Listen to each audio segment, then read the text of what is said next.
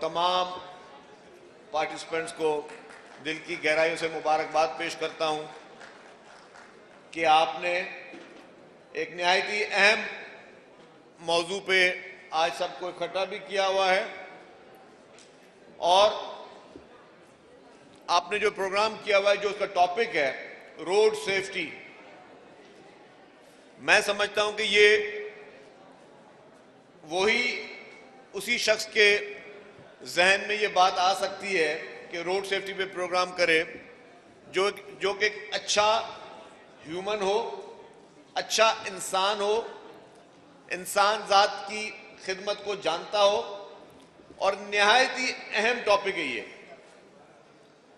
मैं समझता हूं कि किसी भी इंसान की जान की हिफाजत की सोच रखना कि मैं कोई ऐसा काम करूं जिससे कोई एक इंसान की भी अगर मैं कीमती जान बचा सकता हूं तो इससे बड़ी इंसान जात की खिदमत और कोई नहीं हो सकती। हमारे पास अनफॉर्चुनेटली, मुझे बड़े अफसोस के साथ कहना पड़ता है, हम सब लोग जो हैं वो थोड़े थोड़े, मैं ज्यादा सख्त बात नहीं करूंगा, लेकिन थोड़े थोड़े हम बेहिस होते जा रहे हैं। हमारी प्रायोरिटीज जो हैं वो चेंज होती जा रही हैं।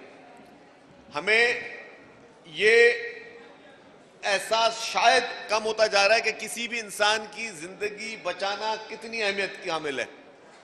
और अगर खुदा ना खासा किसी भी हादसे में किसी अमीर की या गरीब की, किसी मजदूर की या किसी किसान की, जिसकी भी जिंदगी एक अनकॉल्ड फॉर जाती है, हादसे में जब एक्सीडेंट होता है तो पता नहीं होता कि आप सुबह को अपने घर से गए हो, किस फ्रेम ऑफ माइंड में आप गए हो, पीछे आपके फैमिली आपके बारे में क्या उम्मीद रखकर बैठी हुई है, आपके वालिदैन आपके बारे में क्या उम्मीद रखकर बैठे हुए हैं, और खुदा न खासा अचानक एक हादसा होता है जो कि किसी वक्त भी कहां पे भी हो सकता है। उससे या तो कीमती जान चली जाती है या तो हमारे कुछ लोग जो हैं वो उम्र भर के लिए या टेम्पररी माजूर हो जाते हैं। तो इस बारे में सोच रखना, मैं आपको कोई तकरीर के हवाले से नहीं कह रहा कि मैं एज ए चीफ गेस्ट बैठा हूं और ये मैं एक स्पीच कर रहा हूं तो मैं आपको प्रेज करूं। मैं आपको दिल की गहराइयों से वाकई मुबारकबाद पेश करता हूं, क्योंकि मैं समझता हूं और मैं चाहता हूं कि ये हर इंसान की ये सोच होनी चाहिए, हर इंसान के जहन में ये बात होनी चाहिए कि हमें किस तरीके से इंसान जात की बेहतरी, उनकी लाइफ को मजीद बेहतर बनाएं, उनकी लाइफ को मजीद सेफ करें, सिक्योर करें। हम क्यों नहीं सिक्योर कर पा रहे? आप देखें हमारी मीडिया को भी, मैं एज ए इंफॉर्मेशन मिनिस्टर भी हूं और मेरे मीडिया से बहुत अच्छे कोशिश करता हूं कि रवाबित ताल्लुकात भी हों, लेकिन आप देखें कि सारा दिन 24 घंटे टीवी चैनल्स पे क्या चल रहा है। टीवी चैनल में ये चल रहा होता है जी कि किस सियासतदान ने किस सियासतदान के लिए क्या कहा, या हम अपने ही मुल्क की नेगेटिविटी को प्रमोट करते रहते हैं। लेकिन क्या जो टॉक शोज हो रहे होते हैं, कितने टॉक शोज आपने देखे जिसपे रोड सेफ्टी पे बात हो रही हो? कितने टॉक शोज आपने देखे जिसमें बड़े बड़े हमारे एंकर या नए एंकर सब इस चीज पे बात कर रहे हो कि जी लोगों को हम अवेयरनेस कैसे दें? हम कोई ऐसा काम क्यों ना करें, हम रोजाना की बुनियाद पर कोई ऐसा पैगाम क्यों ना दें जिससे हम किसी की जान बचा सकें या किसी को अवेयर कर सकें कि यार तुम जो ये आज वायलेशन कर रहे हो या अगर तुम ये बेएहतियाती कर रहे हो, इसमें आपको हीरो नहीं बन रहे हैं, आप अपनी जिंदगी से भी खेल रहे हैं और अपने जो प्यारे हैं आपके घर वाले उनके मुस्तकबिल से भी खेल रहे हैं। तो ये सोच देना यकीनन हुकूमत की जिम्मेदारी है। मैं सबसे पहले इसकी जिम्मेदारी दूंगा हुकूमत की कि हुकूमत रेस्पॉन्सिबल है, लेकिन उसके साथ साथ हमारा मुआशरा भी उतना ही बराबर का शरीक है कि वो उसकी अवेयरनेस को सही तरीके से करे और वो मुआशरा लोगों को एजुकेट करे। हम ट्रैफिक कवानीन में एजुकेट करें, बच्चों को स्कूल से सिलेबस में ये शामिल करें कि जी बेटा अगर आप कुछ पढ़ रहे हो तो आपको पता होना चाहिए, अगर आप पैदल चल रहे हो तो जेब्रा क्रॉसिंग क्या है, आपको पता होना चाहिए ये ट्रैफिक सिग्नल्स की पासदारी किस तरह की जाती है। हम सब लोग, पूरा मुआशरा जो है, मैं समझता हूं उसका जिम्मेदार है। और मैं आपके इस आज के इस इवेंट के हवाले से कहता हूं कि जी कोकब साहब, आपने एक अच्छा कदम लिया है, लेकिन ये एक शुरुआत में कहूंगा, हालांकि आपका ये 8वां अवार्ड है, शुरुआत कहूंगा, मैं कहूँ इसको प्रॉपर कैंपेन करके पूरे पाकिस्तान के हर गली हर मोहल्ले में हमें ये फैलाना चाहिए। हम अपने एजुकेशनिस्ट के पास जाएं। मैंने कहा कि गवर्नमेंट की जिम्मेदारी है, गवर्नमेंट बरीउल जिम्मा नहीं है, लेकिन उसके साथ साथ अगर आप ये नेक काम कर रहे हो तो मैं आपको कहूंगा, जो यहाँ पे हाजरीन बैठे हुए उनसे कहूंगा कि आप एजुकेशन इंस्टीट्यूट्स में जाएं, आप मुख्तलिफ जगहों पे लोगों को बताएं, आप इस तरह की मजीद एनजीओज को भी बनाएं जो कि वॉलंटियरली करें आगे चीज का काम। पूरी दुनिया में वॉलंटियर सर्विसेज भी की जाती हैं। आप वॉलंटियर भी लोगों को कहें कि जी हम लोगों को समझाएं, हम लोगों को प्यार से समझाएं, हम लोगों को सिर्फ कहते हैं कि लाठी की मार ना दे, इखलाक की मार भी दे, लोगों को बताएं कि यार आप ये गलत कर रहे हो। मैं जो मुआशरे की बात करता हूं कि मैं मुआशरे की बात इसलिए कर रहा हूं कि कोई हुकूमत आपको ये नहीं कहती कि जी आप मोटरसाइकिल सवार हो, आप हेलमेट ना पहनो। कानून मौजूद है, ये नहीं कि कवानीन मौजूद नहीं है। आपको सब कहते हैं कि जी आपने हेलमेट पहननी है क्योंकि आप अपनी जिंदगी बचाओगे, अपनी जिंदगी को ज्यादा से ज्यादा सिक्योर करोगे। जिंदगी मौत अल्लाह ताला के हाथ में, लेकिन वो सिक्योर करना आपकी जिम्मेदारी है। या किसी मुआशरे में किसी ने कभी नहीं कहा आपको, कोई हुकूमत नहीं कहती कि जी रेड लाइन अगर चल जाए सिग्नल की तो उस पर आपने गाड़ी को चलाना है। ये हमारी अपनी जहालत है। और वो जहालत मैं सिर्फ एजुकेशन से रिलेटेड नहीं कहूंगा, वो जहालत पढ़ा लिखा शख्स भी वही जहालत करता है, और जिसको शायद इसकी कम अक्ली है वो भी वही जहालत करता है। आपको कोई मना नहीं करता कि जी आपको जब पता है आपको कि रेड लाइन है, इट मींस कि you have to stop there, आपने अपनी गाड़ी को वहां स्टॉप करना है। जो आप जल्दबाजी करते हो, जल्दबाजी भी किसी चीज की नहीं होती है, वो चंद मिनटों की, चंद सेकंडों की जल्दबाजी के लिए आप अपनी जिंदगी भी खराब करते हैं और दूसरों की जिंदगी भी जो है एट रिस्क लेके आते हैं। जो गवर्नमेंट की जिम्मेदारियां हैं, यस, जो ड्राइविंग लाइसेंस है, ये हमारी सबसे बड़े में बड़ी जिम्मेदारी है। ड्राइविंग लाइसेंस को हमें बहुत ज्यादा तरीके से शफाफ बनाना चाहिए, और जो लोग इस काबिल नहीं है कि वो ड्राइव कर सकें, जिन्होंने वो ट्रैफिक लॉस, जिनको पता नहीं है, जिनको ट्रैफिक के कवानीन का पता नहीं है, उनको गाड़ी नहीं चलानी चाहिए और उनको लाइसेंस नहीं मिलना चाहिए। अंडर एज, अब मुझे ये बताएं, 15 साल के बच्चे, 16 साल के बच्चे अगर गाड़ी चला रहे हैं तो ये क्रेडिट किसको जाता है? ये उनके, मेरे हिसाब से उनके कम अक्ल वालिदैन को जाता है, जो अपने बच्चे के साथ मोहब्बत नहीं कर रहे होते। वो बच्चे के साथ मोहब्बत नहीं कर रहे होते, वो वालिदैन अपने बच्चों के साथ दुश्मनी कर रहे होते हैं।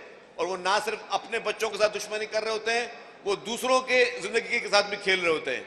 कि अगर आपका 15-16 साल का बच्चा वो गाड़ी चला रहा है और इस तरह चला रहा है कि वो दूसरे लोगों की जिंदगी के साथ भी खेल रहा है, तो ये सारी वो चीजें जो हमारे पूरे मुआशरे को साथ इस चीज को एज ए चैलेंज करके लेना चाहिए। क्योंकि ट्रैफिक ये कोई छोटा सब्जेक्ट नहीं है। मैं हमारी मीडिया से भी गुजारिश करूंगा कि आप भी बराए मेहरबानी इस पे ज्यादा से ज्यादा अवेयरनेस करें, ज्यादा से ज्यादा लोगों को ये एजुकेट करें। आप इस तरह के प्रोग्राम्स करें, बड़े बड़े टीवी चैनल्स हैं वो भी आके बड़े बड़े प्रोग्राम्स करें, वो भी लोगों को बताएं कि जी ये ट्रैफिक कवानीन की खिलाफवर्जी के साथ हम कितना बड़ा जुल्म कर रहे हैं। चलें, अगर आपकी नाअहली है, आपके पास लाइसेंस नहीं था, या आपकी गाड़ी की फिटनेस भी नहीं है, लेकिन अगले ने तो कसूर नहीं किया कि आप अगले की जिंदगी को भी उसमें प्रॉब्लम में लेके आ रहे हैं। मैं ये पहले कहता हूं, अगर आप लाइसेंस के साथ गाड़ी चला रहे हैं, खुदा ना खासा कोई एक्सीडेंट हो गया और किसी की मौत हो गई तो वो एक्सीडेंट कहलाएगा। लेकिन अगर आप बगैर लाइसेंस के गाड़ी चला रहे हैं और आपने आगे किसी की जान खुदा न खासा चली गई, तो इट इज कॉल्ड मर्डर। आपके वो मर्डर में ट्रायल किया जाएगा। तो ये एजुकेशन देना हम सबका काम है, हर तरीके से इसको घर घर फैलाना हम सबका काम है, और कौमें ही इस तरह की चीजें पैदा करती हैं। एज अ नेशन हमें ये सबको मिलकर ये चीजें लेकर चलनी है। हमारे पास ट्रैफिक के फोर्स भी मौजूद है। हमें अनफॉर्चुनेटली मुझे बड़े अफसोस के साथ कहना पड़ता है, पूरे पाकिस्तान में हम ट्रैफिक के कांस्टेबल को या ट्रैफिक की फोर्स को कुछ समझते ही नहीं है। हम समझते हैं कि ये कोई ऐसे इनको फॉर ग्रांटेड ले रहे होते हैं।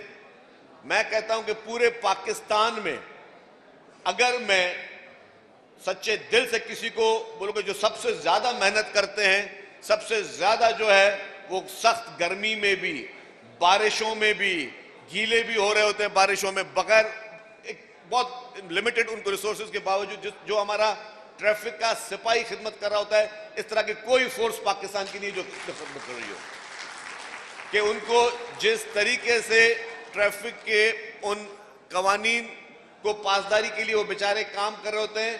और आपको पता है कराची में बीच में जब दहशतगर्दी के वाकयात हुए थे तो इन ट्रैफिक कांस्टेबलों को चुन चुन कर इनकी टारगेट किलिंग हो रही थी कराची में।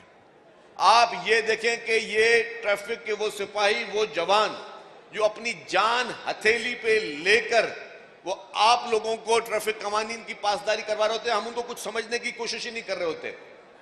हम इतने बेहिस हो गए हैं कि हमें ये सोचना चाहिए कि यार वो बेचारा अगर मुझे बोल रहा है कि यार स्टॉप, तो वो बेचारा मेरी हिफाजत के लिए बोल रहा है। अगर मैं उसे कहने पे स्टॉप नहीं हूंगा और मैंने उसके बावजूद गाड़ी चलाई तो मुझे कोई और गाड़ी भी आके हिट कर सकती है। तो ये सारी चीजें जो हैं ये हमें शऊर होना चाहिए, शऊर जो हमें मिलना चाहिए, उसके बाद इस पे सख्ती से भी निपटना चाहिए। इसके लिए ट्रैफिक पुलिस को मजीद इनहैंस करने की जरूरत है, उनकी कैपेसिटी को मजीद इनहैंस करने की जरूरत है, उनको मजीद सहूलियात देने की जरूरत है, उनकी फोर्स को इनहैंस करने की जरूरत है। अच्छे बुरे लोग हर जगह पे होते हैं।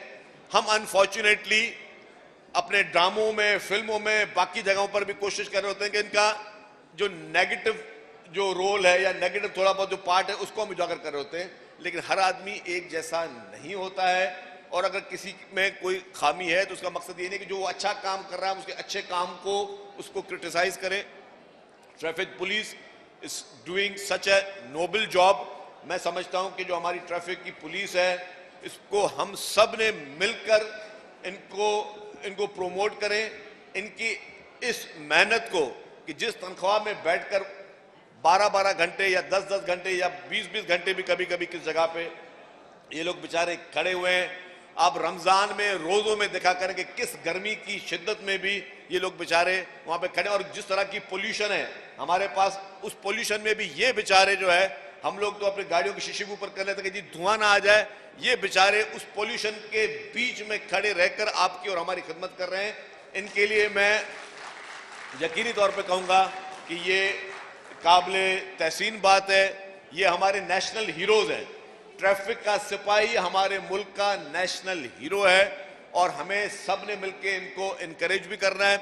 जहां तक कोकब साहब ने बात की ट्रांसपोर्ट महकमे की, यस, मास ट्रांजिट जितनी बढ़ेगी उतने ही ट्रैफिक के हालात बेहतर होंगे। मास ट्रांजिट के प्रोजेक्ट्स जो हैं सिंध में, पाकिस्तान पीपल्स पार्टी की हुकूमत सिंध जो है वो बहुत ही मैसिव बुनियाद पे जो है वो कर रही है।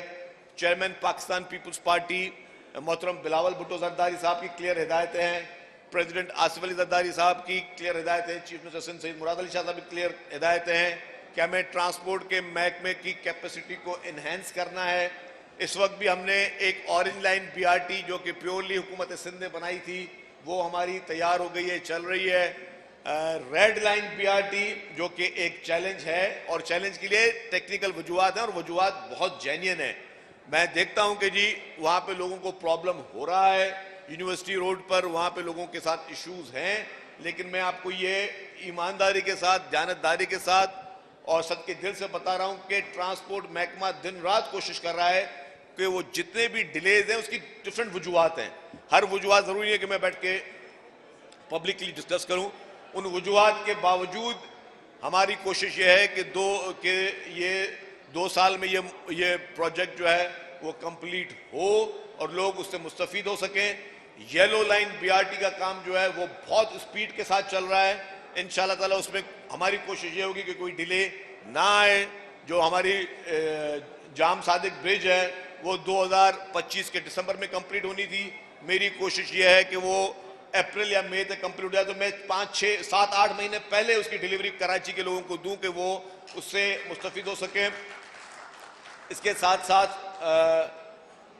पीपुल्स बस सर्विस आप देख रहे हैं चल रही है, कराची में चल रही है, हैदराबाद में चल रही है, सक्खर में चल रही है, लाड़कानों में चल रही है, मीरपुर खास में चल रही है, शहीद बेनज़ीराबाद नवाबशाह में चल रही है, वहाँ पे वो चल रही है और मजीद भी इसके आएंगी।